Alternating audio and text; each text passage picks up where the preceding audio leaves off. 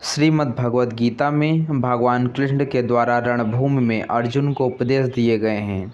गीता की बातें मनुष्य को सही तरह से जीवन जीने का रास्ता दिखाती है।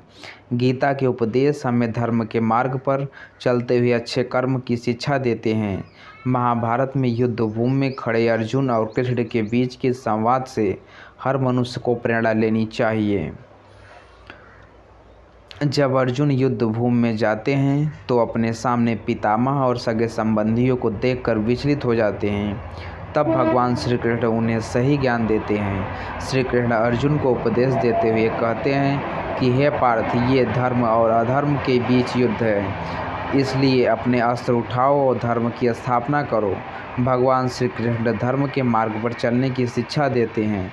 मनुष्य को भी धर्म का पालन करना चाहिए। गीता में कहा गया है कि क्रोध से भ्रम उत्पन्न होता है, जिससे बुद्धि व्यग्र हो जाती है। भ्रमित मनुष्य अपने मार्ग से भटक जाता है, तब सारे तर्कों का नाश हो जाता है, जिसके कारण मनुष्य का पतन हो जाता है। इसलिए अपने क्रोध पर नियंत्रण रखना चाहिए। हमें अपने क्रोध को गीता में भगवान श्री कृष्ण ने कहा कि मनुष्य को उसके द्वारा किए गए कर्मों के अनुसार ही फल प्राप्त होता है, इसलिए मनुष्य को सदैव सत्कर्म करना चाहिए।